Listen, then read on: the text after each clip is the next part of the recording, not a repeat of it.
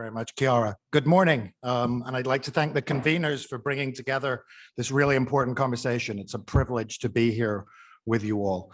I feel like Esther has set me up perfectly by talking about the need for solutions and also about bringing democracy into the economy, because I think I was brought here to put flesh on the bones of one recurring theme that's come out of our conversation so far, which is to speak to this word community and I would argue, the need for a community-sustaining economics as a central pillar of our COVID response and beyond. COVID's caught us woefully underprepared economically.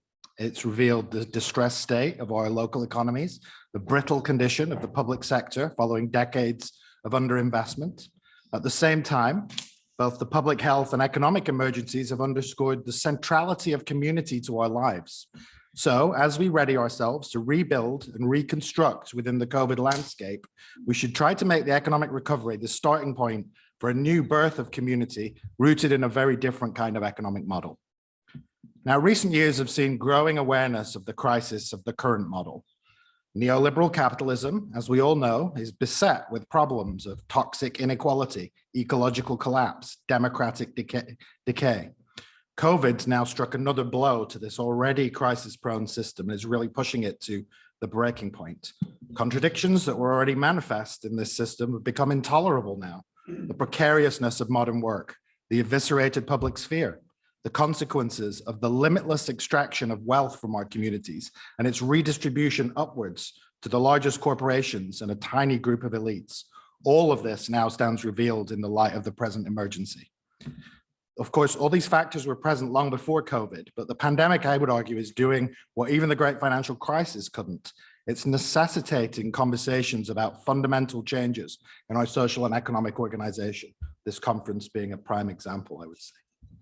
So the actions we take, both as emergency responses and to aid the recovery, are going to have profound and lasting consequences on the way we do business and conduct our self-government, how we live in communities, the terms within which we reach a new political economic settlement.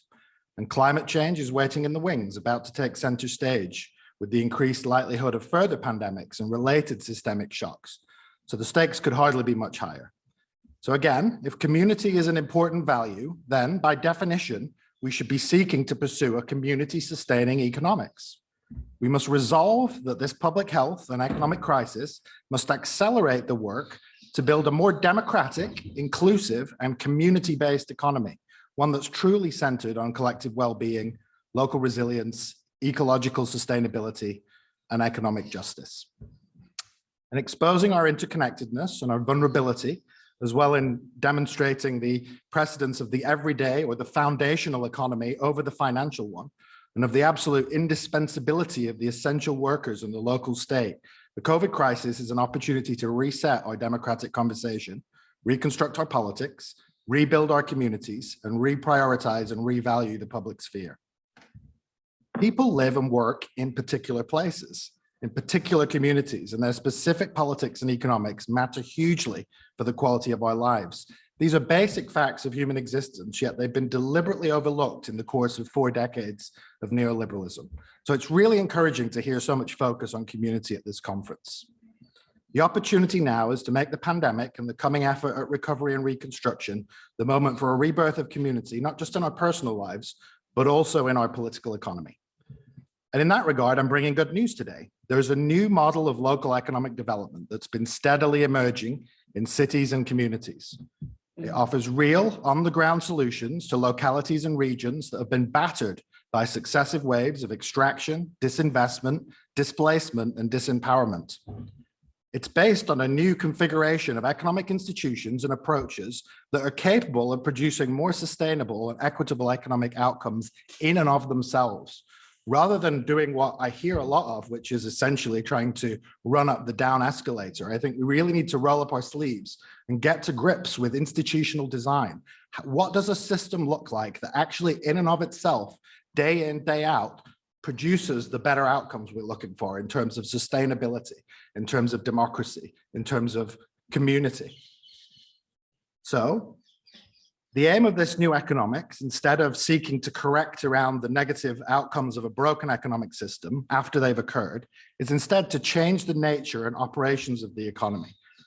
rooted in place-based economics with democratic participation and ownership, mobilizing the largely untapped power of the local public sector and the anchor institutions that are the fundamental drivers of economic activity in our communities.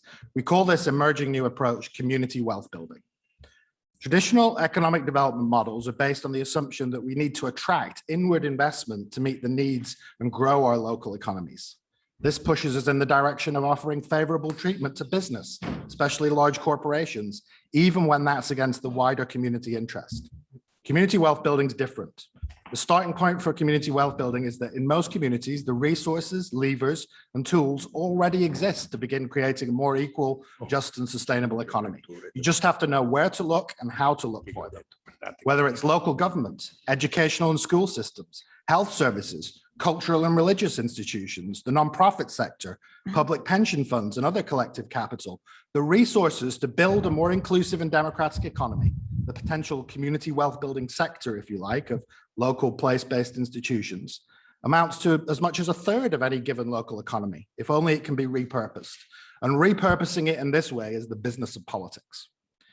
Community wealth building emerged in the mid-2000s. It was really a challenge to the underlying logic of neoliberalism and an economic model that has produced such negative outcomes in terms of ingrained poverty, inequality, ecological degradation, accelerating wealth extraction.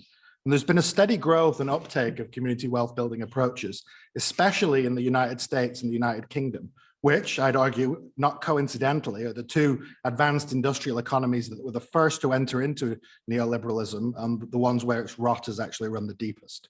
So the hope of community wealth building is to be found in this explosion of innovative practice at the local level in communities all around the world.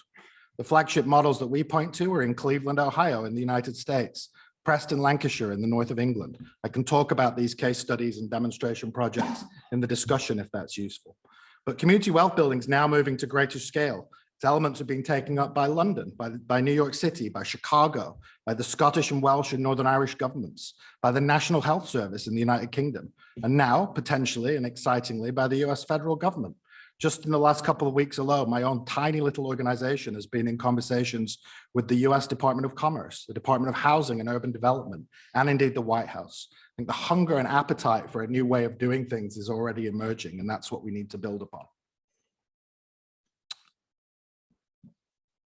So, as we emerge from the emergency phase of the pandemic, where we were operating in something like a siege economy, now we need to unroll the next phase, reboot the economy, build the new resilient economic future that is to come.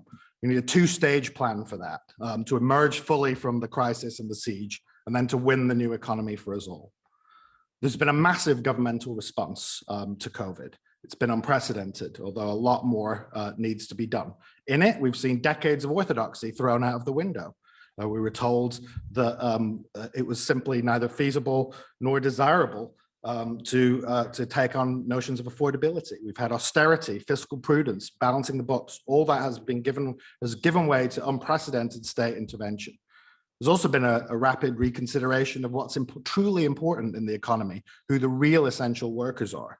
All of this gives us an opportunity, I think, now to look at a two-pronged approach, one of which, top down, comes from government. And I'll speak very quickly to what I think needs to happen there. The other is built up by our communities, by community wealth building practice that's already happening all around. So 3 macro level interventions are urgently necessary. First, the notion of buyouts, not bailouts. The crisis could really reshape the basic underlying shape of the economy. We need to ensure that we don't repeat the mistakes of 2007 to 2008, where we've intervened to help major industries in a way that actually deepens wealth extraction and inequality. In particular, we should be looking to place conditions on major industries we've been supporting, wherever they're receiving public assistance. We should also be going beyond bailouts, in which public money is used to help prop up shareholder value, and instead look at buyouts, in which government takes equity stakes in the firms it's assisting. Second, we must intervene to prevent the leverage buyout of the real economy by vulture capital. There's the real danger of the prospect of an Amazon recovery, in which we see further corporate consolidation and concentration. Very large numbers of local businesses might go to the wall unless something is done. And waiting in the wings is private equity, poised and ready to acquire some of these businesses at fire sale prices. If this goes ahead, it'll be a massive shift in ownership upwards, a funneling of wealth to top elites, trickle up on steroids. So one demand might be for a public holding company to prevent this leveraged buyout by private equity. Bailing companies could be mothballed until we come through this crisis and are out the other end, when they can be relaunched, perhaps in the hands of communities and workers, certainly with conditions attached as to how they operate. We have a model that we can follow in this regard. FDR's Reconstruction Finance Corporation during the New Deal, a large-scale public holding company that was set up to acquire failing businesses and then relaunch them in the recovery. There have actually been calls in the US to establish a coronavirus finance corporation. And actually the IMF research arm indicated that something along these lines might be necessary. Second, green industrial strategy. It's already been covered to some degree by Esther. It used to be among the tools that we could turn to in the face of crises. It's really not there in the way that it needs to be. Industrial strategy, I would argue, also should be used actively to expand democratic forms of business ownership. At the heart of a renewed industrial strategy should be the rapid decarbonization of the economy. And when stimulus lands, it must be a green stimulus aimed at a just transition. Third, a new social contract and welfare system. We've seen how this is failing. Collectively, we need to do far better. People have discovered how inadequate the safety net is. There's a real danger that so many are going to fall into debt, rent arrears, and poverty, heaping yet more misery and suffering on top of an already desperate situation. So on top of these macro interventions, then finally, we need to add this new era of community wealth building. Communities, local governments, public services have been on the front line of the emergency response to COVID. They should be the principal beneficiaries and recipients of government stimulus. The crisis has really awoken people to the vital importance of community. We must break with the failed models of the past, recent decades, and work to construct a community-centered vision of an inclusive and democratic economy. Must find ways to escape vicious circles and instead create virtuous circles of renewed and restored local economies, a greening of economic activity, and the rebuilding of our communities on the basis of increased resilience and local democratic control. Community wealth building is a powerful way to do this. Happy to talk in the discussion about what that means. Broadly speaking, there are 5 pillars to community wealth building approaches. The first is this overarching vision of a democratic economy, plural forms of business ownership that help transition the economy away from wealth extraction to a generative, sustainable economy where wealth is shared broadly by those who actually help create it.